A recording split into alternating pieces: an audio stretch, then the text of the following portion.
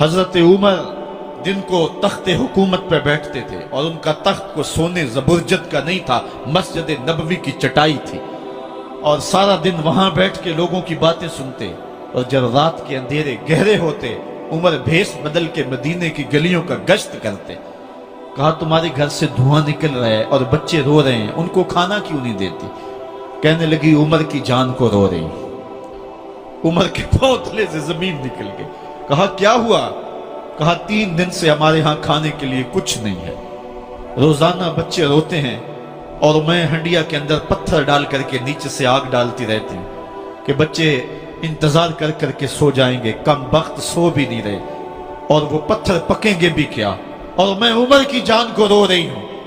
हजरत उमर का कलेजा दहलने लगा। फौरन पलटे वापस बैतुल माल में आए, घी का एक कनस्तर लिया, आटे की बोरी ली, मिर्च मसाला जात बहुत कुछ उठाया, अपने कंधे पे रखा, बोरी अपनी कमर पे लादी। उमर बैतुल माल से निकले तो आपके खादम असलम ने देख लिया, आगे बढ़ा, कहा मेरे आका मैं उठाता हूं। उमर की आंखों में आंसू है।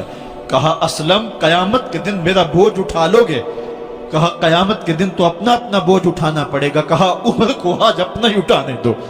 हजरत उमर वो घी का कनस्तर और वो आटे की बोरी सर पे उठाए हैं और उस खातून के घर जाते हैं और दस्तक देते हैं। वो जब देखती है उसकी जान में जान आ जाती है। कहा जल्दी जल्दी आटा गूंदो, और उमर सब्जी काटने लग जाते हैं।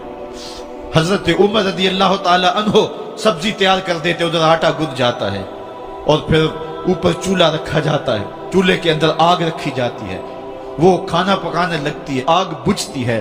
तारीख ने लिखा है आग बुझने लगती है, उमर झुक करके फूंके मारता है। उमर झुक झुक के फूंके मारता है। खाना पक गया और बच्चों के सामने खाना रख दिया, बच्चे खा रहे हैं। अब बच्चे रो रो के निढाल हो चुके थे। हजरत उमर अपने हाथों को और अपने घुटनों को और अपने पांव को जमीन पे लगा के, जिस तरह बकरी का बच्चा चलता है वेड़े के अंदर, कभी इधर चलते हैं कभी इधर चलते हैं, ताकि बच्चे मुझे देख के खुश हों और दिल में कहते उमर जितना रुलाया है अब इतना हंसाना भी पड़ेगा। तो कभी उमर अमीरुल मोमिनीन, ये मैं किसी आज के जो है वो लोगों के वोटों पे मुंतखब होने वाले हुक्मरान की कहानी नहीं सुना रहा, मैं उस उमर की कहानी सुना रहा हूं जो 23 लाख मुरब्बा मील का हुक्मरान है, आधी दुनिया का बादशाह है। हजरत उमर जो है जिस तरह बकरी का बच्चा चलता है, इस तरह अपने हाथ और अपने घुटने जमीन पे टेक करके जो है वो इस तरह चलते हैं।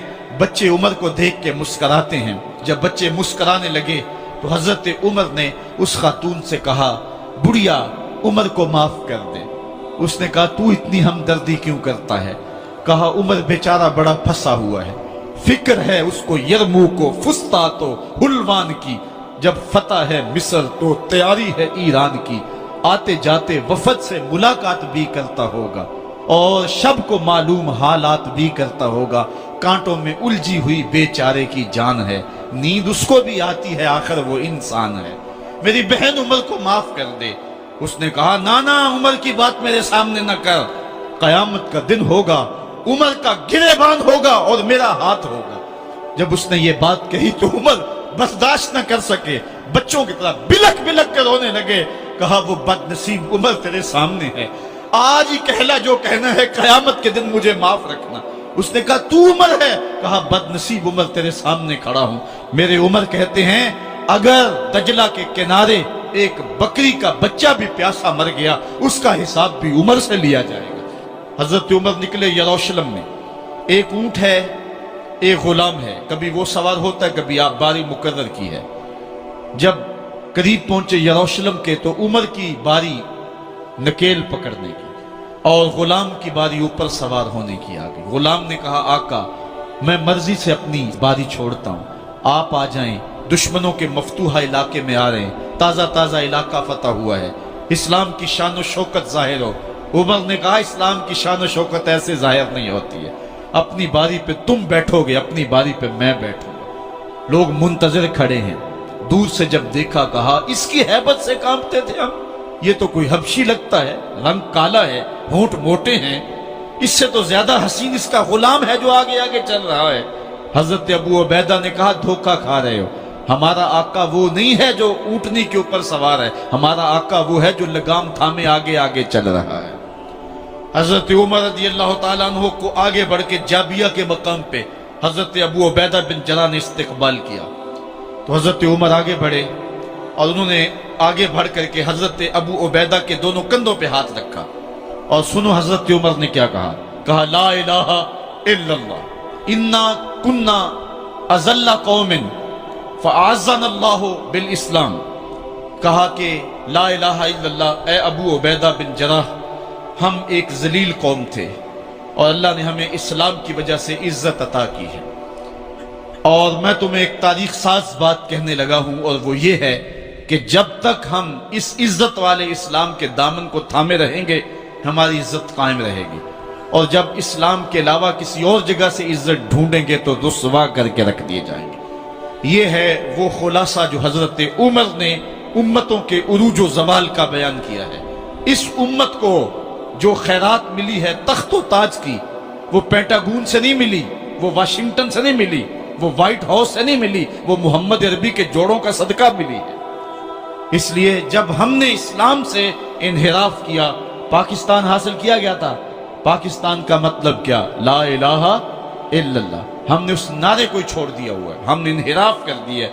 آج ہماری نظریں مغرب کی طرف لگی ہے کہ تخت و تاج اس سے نصیب ہوتے ہیں، اور دنیا کے اوپر ہم رسوا ہو کے رہ گئے۔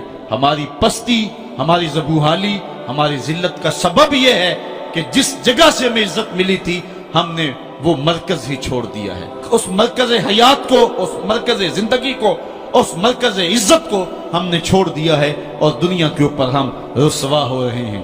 انہی حضرت عمر کی کہانی ہے۔ وادی تہامہ سے گزر رہے تھے کہ بچوں کی طرح بلک بلک کے رونے لگے۔ کہا عمر جوان آدمی ہو اور بچوں کی طرح بلک کے رو رہے ہو؟ کہا تم نہیں جانتے، مجھے بچپن کی کہانی یاد آ گئی۔ کہا کیا کہانی ہے؟ کہا یہی عرض تہامہ تھی، میرے باپ خطاب نے مجھے 5 اونٹ دیے تھے، کہا انہیں لائن میں کھڑا کرو سیدھا، میں آگے والا سیدھا کرتا تھا، پیچھے والا ٹیڑھا ہو جاتا، پیچھے والا سیدھا کرتا، آگے والا ٹیڑھا ہو جاتا۔ میرے باپ خطاب نے مجھے بڑا مارا۔ کہا ایک عرب کے بیٹے ہو کہ تم سے 5 اونٹ لائن میں کھڑے نہیں ہوتے؟ کہا ایک زمانہ عمر پہ وہ تھا کہ اس سے 5 اونٹ لائن میں کھڑے نہیں ہوتے تھے، اور آج شرق سے لے کر غرب تک 23 لاکھ مربع میل کی حکمرانی اور انسان بھی لائن میں کھڑے ہیں۔ یہ محمد عربی کے جوڑوں کا صدقہ نہیں ہے تو اور کیا ہے؟ عمر سے تو 5 اونٹ لائن میں کھڑے